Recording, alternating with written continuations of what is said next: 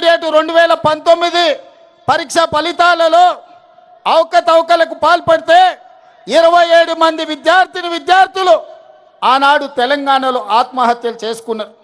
ఆ రోజు ప్రతిపక్ష నాయకుడిగా పార్లమెంట్ సభ్యుడిగా ఆనాటి ప్రభుత్వం మీద కొట్లాడితే కోర్టులు ఆదేశాలు ఇచ్చినాయి, గ్లోబరీనా సంస్థ మీద క్రిమినల్ కేసులు పెట్టి చర్యలు తీసుకోమని.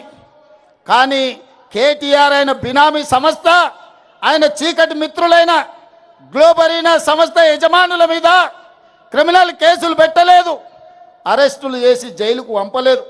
వాళ్ళ మీద ఎలాంటి చర్యలు తీసుకోకపోను వాళ్ళు బ్రహ్మాండంగా పనిచేస్తుండ్రని వాళ్ళకి ఎక్స్పీరియన్స్ సర్టిఫికెట్ ఇచ్చిండు.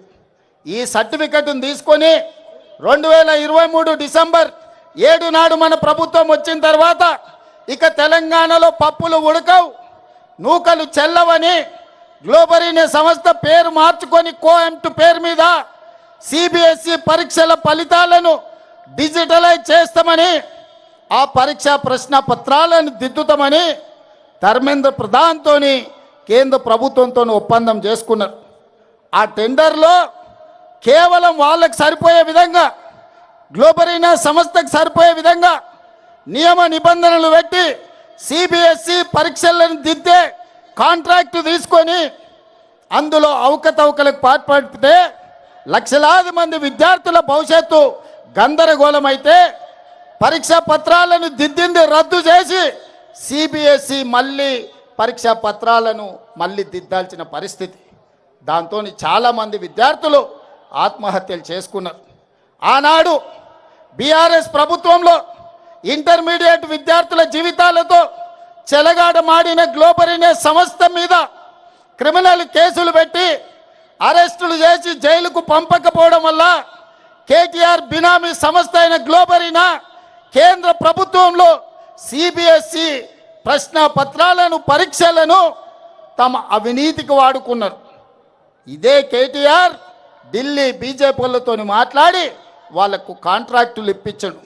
ఆ విధంగా సిబిఎస్ఈ పరీక్షలు ప్రశ్న పత్రాలను కుంభకోణాలకు పాల్పడ్డప్పుడు ఈ కోఆంట్ సంస్థను మీరు అరెస్టు చేయకపోవడము, కేంద్ర ప్రభుత్వం చర్యలు తీసుకోకపోవడం వల్ల నీట్ పరీక్షల్ని నిర్వహించే వాళ్ళకు కూడా ధైర్యం వచ్చింది, దొంగతనం చేయాలన్న ఆలోచన వచ్చింది.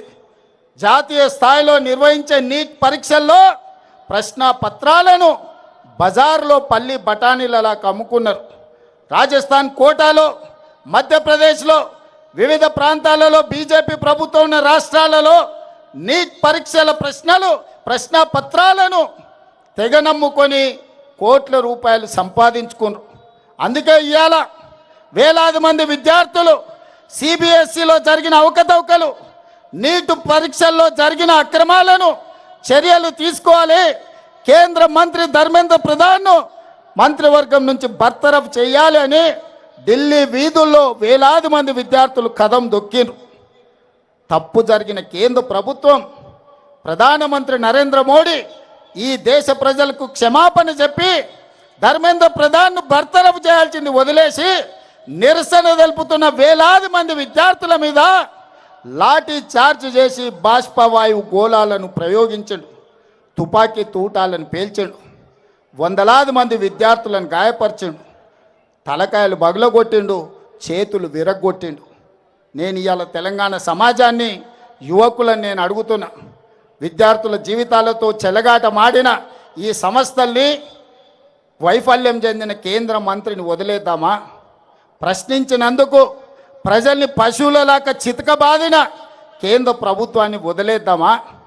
అందుకే అందుకే అందుకే మన నాయకుడు రాహుల్ గాంధీ గారు ఇలా వదిలేస్తే కుదరదు, ఈ దేశంలో అక్రమార్కులు పెరిగిపోతున్నారు, కేంద్ర ప్రభుత్వం అండతోటి లక్షలాది మంది విద్యార్థుల జీవితాలతో చెలగాటమాడుతున్నారు, నీ సంగతి తేలుస్తాని మల్లికార్జున్ ఖర్గే ఇంటి నుంచి నరేంద్ర మోడీ ఇంటి ముట్టడికి బయలుదేరిండ్రు కాంగ్రెస్ పార్లమెంట్ సభ్యులు.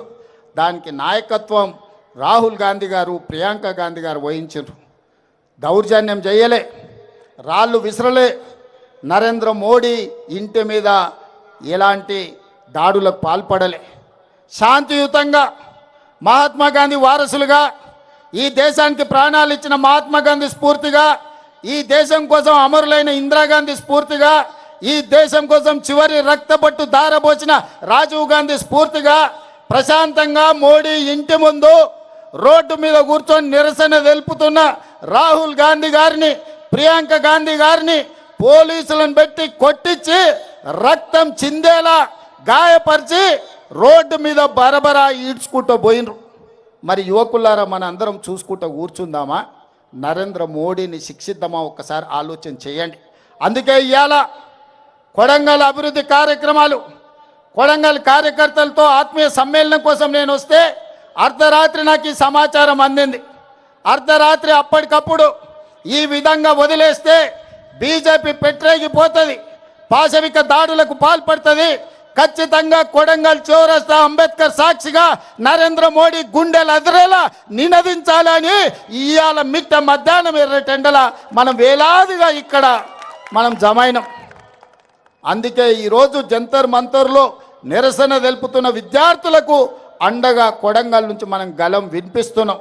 రాహుల్ గాంధీ, ప్రియాంక గాంధీ గారి మీద జరిగిన దాడిని ఈరోజు మనం తీవ్రంగా ఖండిస్తున్నాం. అందుకే मित्रुलारा, आज मैं एक बात साफ साफ कहना चाहता हूं, नरेंद्र मोदी जी, धर्मेंद्र प्रधान जी, हम पहली बार लाठी चार्ज नहीं देख रहे, गोली बारूद नहीं देख रहे। हम लोग कांग्रेस पार्टी 100 साल से गरीब जनता के लिए, इस देश युवता के लिए हम लड़ाई लड़ रहे। अंग्रेजों से हम लड़ाई किए, अंग्रेजों को हराए। आप कितना है? भारतीय जनता पार्टी का मतलब ब्रिटिश जनता पार्टी, सबको पता है। आप तो गाडसे का वारिस है, हम लोग गांधी जी का वारिस है। आज ये लड़ाई कांग्रेस बीजेपी का नहीं है, आज ये लड़ाई गांधी वारिस, गाडसे वारिसों का लड़ाई है। देखेंगे आने वाले चुनाव में कौन जीतेगा, कौन हारेगा। इसीलिए आज मैं साफ साफ बात कहना चाहता हूं, नरेंद्र धर्मेंद्र दोनों मिलके ये देश को लूटने के लिए कोशिश करे। हर किस हम कामयाबी नहीं होने देंगे। राहुल जी, प्रियंका जी, खड़गे जी के नेतृत्व में सड़क से लेकर संसद तक हम लोग लड़ाई जारी रखेंगे, हम लोग लड़ाई करेंगे। आपको इस जंग में आपको हरा देंगे। मोदी जी, ये बच्चों के जीवन से, इस देश से आप खेल ले रहे। आप लोग झूठ बोलने से ये देश खामोश नहीं बैठने वाले। इसीलिए आज इस देश में सब जवान खड़ा होकर मोदी जी के खिलाफ लड़ने के लिए तैयार हो गए। हमारा मदद ये युवता को है। कांग्रेस पार्टी ये नौजवानों के साथ मोदी के खिलाफ लड़ने वाले हैं आने वाले दिनों में। इसीलिए मोदी जी, भारत प्रधानमंत्री जी, तुरंत धर्मेंद्र जी को बरतरफ कर दो आपके मंत्रिवर्ग से, नहीं है तो आप इस्तीफा देना पड़ता। क्योंकि आपके नेतृत्व में धर्मेंद्र प्रधान जी काम कर रहा है, आपके इशारे से वो इस्तीफा दे देंगे। नहीं है तो उनको बरतरफ कर दो, नहीं तो सड़क से लेकर संसद तक ये लड़ाई जारी रहेंगे। तेलंगाना से ये काम, ये जंग शुरू हो जाएंगे। इसीलिए आज कोडंगल से अंबेडकर के साक्ष्य के, अंबेडकर के सामने आज हम प्रतिज्ञा ले रहे, आपको आने वाले दिनों में कुर्सी से हटाएंगे, राहुल जी को प्रधानमंत्री कुर्सी में बिठाएंगे।